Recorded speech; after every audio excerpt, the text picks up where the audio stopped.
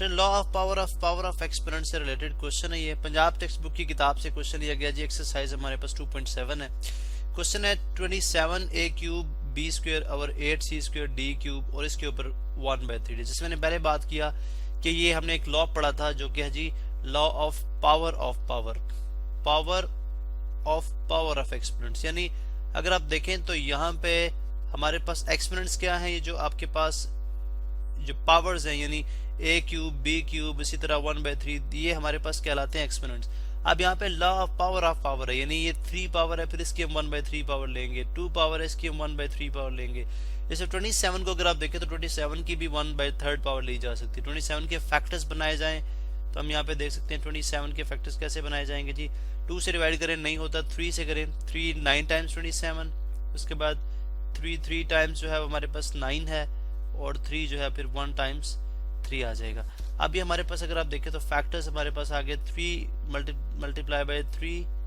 इसी तरह पहले हम इसको लिख लेते हैं, स्टेप बाय स्टेप कर लेते हैं। उसके बाद a क्यूब है, फिर b स्क्वायर है और इसी तरह ये 8 के भी हम फैक्टर्स बना सकते हैं। यहाँ पे 8 के अगर आप फैक्टर देखें तो 8 के फैक्टर्स हमारे पास आ जाएंगे 4, उसके बाद 2 है, 2 2 ज़र 4 है, उसके बाद 1 है। यानी आपने डिवाइड करना होता है 2 4 ज़र 8, फिर 2 2 ज़र 4 और 2 1 ज़र 2।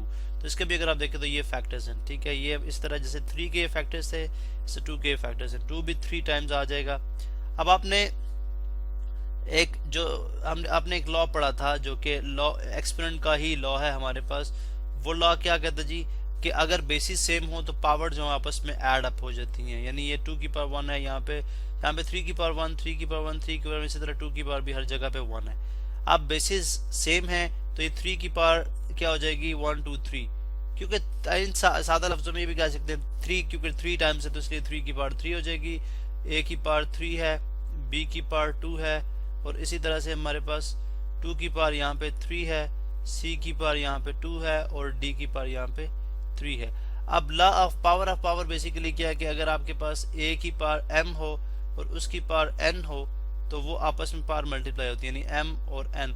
एक लॉ और भी है, ठीक है, वो लॉ क्या है जी कि law of quotient of powers. यानी अगर कोशेंट की पावर हो यानी a m over a n, या इन सिंपल वर्ड्स हम ये कह सकते हैं कि चले a m over a n की पावर जो है वो o लाइक p हो तो वो क्या बन जाएगी a m p, ठीक है। दोनों की पावर अलग अलग ली जाएगी a n p, ठीक है। बहुत सारे लॉज यहाँ पे यूज हो रहे हैं। इसी तरह एक और लॉ हमारे पास एक्सपोनेंट का, ये मैं यहाँ पे अगर आप देखिए मैं इसको सर्कल में बंद कर देता हूँ, बॉक्स में एक बंद कर देता हूँ, ठीक है।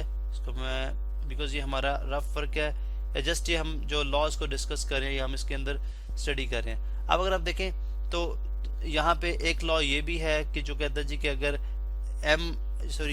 x मल्टीप्लाई बाय y, अगर यहाँ पे हम देखें इसको, यहाँ पे हम जो है वो डिलीट करते हैं, ठीक है। ये जो अगर हम देखें x y की पावर अगर m हो तो उसमें वो लॉ ये कहता है जी कि दोनों की पावर जो है वो अलग अलग से ली जा सकती है। x की पावर m ली जा सकती है और y की पावर भी m ली जा सकती है। तो यहाँ पे अगर आप देखें तो कुछ इसी तरह का केस है कि सब की पावर जो है वो कितनी है 1/3।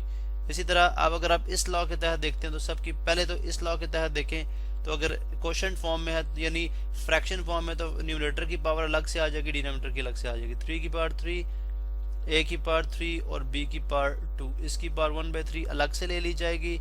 और इसी तरह से 2 क्यूब और इसी तरह c स्क्वायर और d क्यूब, इसकी जो पावर 1/3 है वो अलग से ले ली जाएगी। और नेक्स्ट हम देखते हैं कि अब इस लॉ के तहत अगर जितने भी नंबर आपस में मल्टीप्लाई हो रहे हैं प्रोडक्ट्स हो, उनकी पावर हो तो हर एक प्रोडक्ट की अलग अलग से पावर ली जाती है। 3 की पावर 3 मल्टीप्लाई बाय 1/3, ठीक है। a की यानी मल्टीप्लिकेशन साइन a की पावर 3 मल्टीप्लाई बाय 1/3। इसी तरह b की पावर 2 मल्टीप्लाई बाय 1/3। इसी तरह से यहाँ पे हम देख लेते हैं जी कि यहाँ पे डिवाइडेड बाय हमारे पास आ गया 2 की पावर 3 मल्टीप्लाई बाय 1/3, c की पावर 2 मल्टीप्लाई बाय 1/3 और d की पावर 3 मल्टीप्लाई बाय 1/3। इन सब के दरमियान मल्टीप्लिकेशन साइंस हैं। अब अगर आप देखें तो 3 3 से कैंसिल आउट, ठीक है। यहाँ से अगेन 3 3 से कैंसिल आउट, 3 3 से कैंसिल आउट और 3 3 से कैंसिल आउट। हमारे पास आंसर आ जाएगा 3 a b की पावर। अब देखें ये कैंसिल नहीं हुआ तो 2 इंटू 1 2 हो जाएगा, न्यूमरेटर न्यूमरेटर से मल्टीप्लाई हो जाएगा, डिनोमिनेटर एज इट इज आ जाएगा। तो 3ab की पावर 2/3 और इसी तरह से डिवाइडेड बाय 2c की पावर 2/3 और d की पावर 1, जिनकी जो कैंसिलेशन होगी उनकी जस्ट पावर 1 आ जाएगी।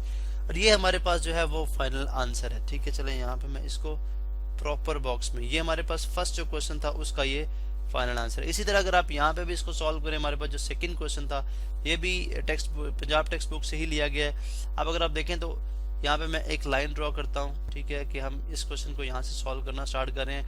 अब आपको पता है कि अगर पावर की पावर हो, यही इसी से रिलेटेड हम पावर ऑफ एक्सपोनेंट्स कर रहे हैं, तो x प्लस 0 की पावर की पावर होगी तो वो मल्टीप्लाई हो जाएंगे आपस में, 0 मल्टीप्लाई बाय 5। अब आप जानते हैं 0 मल्टीप्लाई बाय एनी नंबर कितना होता है, वो 1 के इक्वल होता है। तो x प्लस वाई की 0 मल्टीप्लाई बाय एनी नंबर किसके इक्वल होगा, 0 के इक्वल। अब x प्लस वाई एक नंबर है जिसकी पावर x है। आप ये भी जानते हैं कि किसी नंबर की भी पावर, यानी अगर मैं x एक नंबर है इसकी पावर 0 ले लूं तो इसका जवाब क्या होगा, 1 होगा। मीन के किसी नंबर की पावर 0 ले लें तो आंसर कितना होगा, 1 होगा। इसका भी प्रूफ हमने किया है, इसको आप देख सकते हैं। तो x प्लस वाई चूंकि एक नंबर के तौर पे है, अब इसकी पावर 0 किसके इक्वल हो जाएगी, 1 के इक्वल हो जाएगी। तो 1 इसका जो है वो फाइनल आंसर हो जाएगा।